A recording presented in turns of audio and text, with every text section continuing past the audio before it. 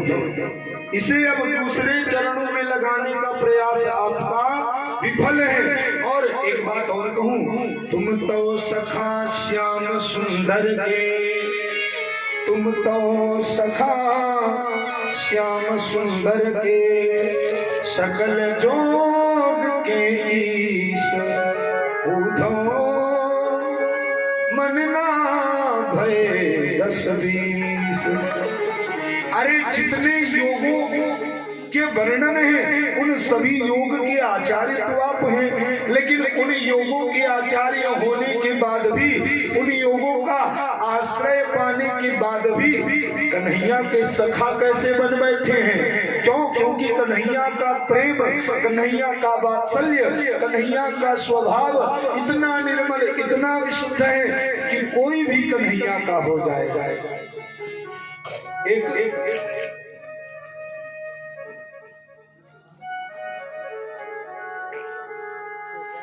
साहब हुआ करते, वो जूते की दुकान रखे हुए थे और नित्य प्रति खान साहब पान की दुकान पर जाया करते और जा करके पान खाया करते।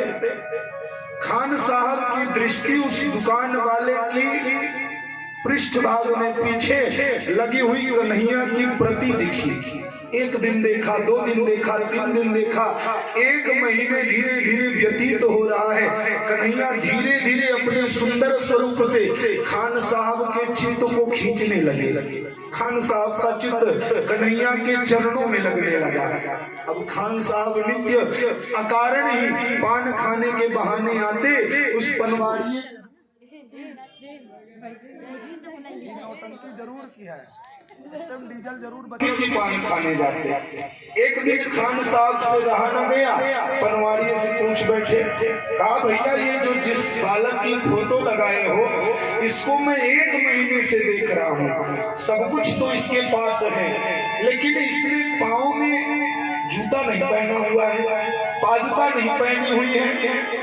पनवाड़िया मुस्कुराने लगा।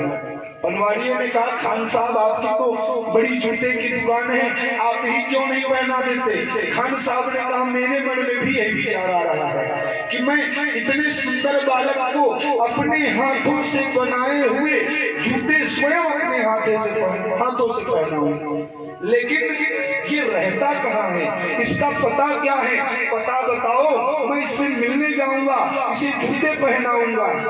पनवाड़िये ने कौतूहलवश कह दिया, यदि जाना चाहते हो तो ये वृंदावन में रहता है, वृंदावन में जाओ, वहां प्राप्त होगा।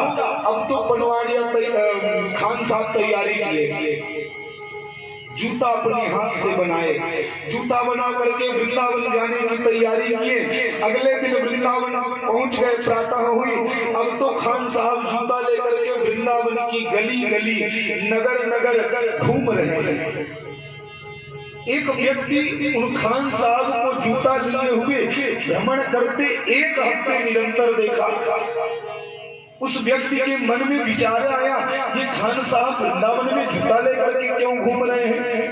पूछ लिया, खान साहब आप ये जूता लेकर के कहाँ टहल रहे हैं, आपको किससे मिलना है? खान साहब बोल पड़े, भैया एक सांवले स्वरूप वाला लड़का है, घुंघराले बाल हैं, मोर मुकुट लगाया हुआ है, पीतांबर को धारण करता है, गले में सुंदर सुगंधित माला पहनता है और बड़ा सुंदर स्वरूप है, उसने मेरे मन को मोह लिया है। सांवला साहेबो, मैं उसी के लिए जूते बना करके लाया हूँ और मैंने संकल्प किया है, जब तक मैं उसे जूते पहना नहीं देता तब तक मैं वापस जाऊंगा नहीं। वो विचार करने लगा। उसने कहा, खान साहब आप वृंदावन आए हैं तो उसने अपना कोई पता तो दिया होगा उस बालक ने, अथवा ऐसे ही चले आए? खान साहब ने पूर्व वृत्तांत सुनाया, भैया मैं तो पनवाड़िये की दुकान पर जाता, पान खाया करता, उसी पनवाड़िये की दुकान पर पृष्ठभाग में उसकी सुंदर तस्वीर लगी हुई थी, वो मेरे मन को मोह रहा था और मैंने उस व्यक्ति से पूछा, सो उसने बताया कि वो और कहीं नहीं वृंदावन में ही मिलेगा, सो मैं उस बालक की खोज में आया हूँ।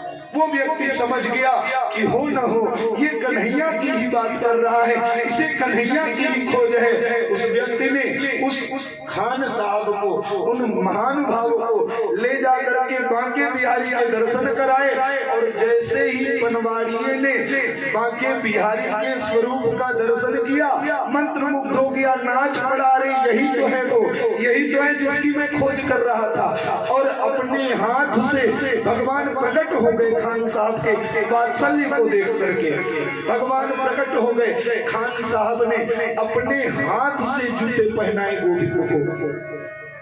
गोविंद कर से अतिथि जीवाना चित्त विदीत कृष्ण, जो मानव के चित्त को खींच ले वही तो कृष्ण है। वो किसी को छोड़ता नहीं, वो जाति प्रजाति विषय श्रेष्ठता नीचता ये सब देखता नहीं है, वो तो मन के भाव पे बंधा हुआ है। भाव का भूखा हूं मैं, गोविंद कहते हैं भाव का भूखा हूं मैं, भाव ही बस सार है, भाव से मुझको भजे तो भव से बेड़ा पार है। भाव बिन कुछ भी वो देवे मैं कभी लेता नहीं, भाव से एक फूल भी दे तो मुझे स्वीकार है। भावना में भावना हो, भावना बेकार है, भावना में भाव हो भव से बेड़ा पार है। भावना में भाव हो भव से बेड़ा पार है।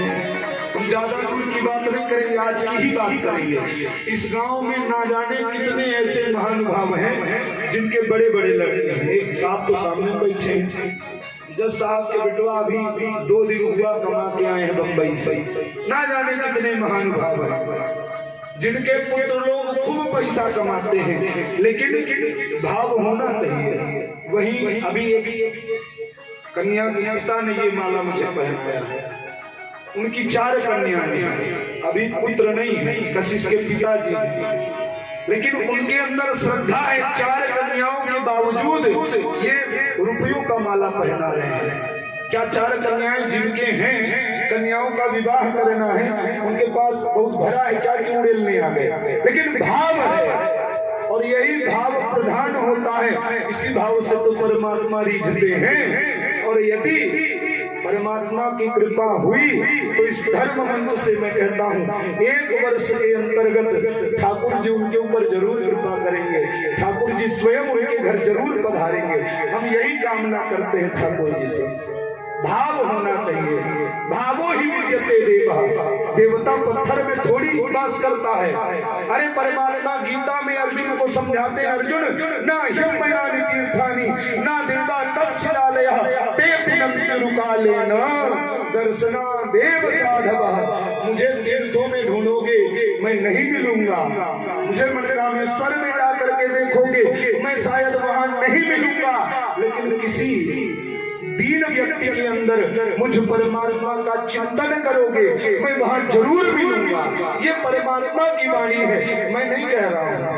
भावो ही विद्यते देवा। वो भी कहती उद्धव जी आप तो इतने बड़े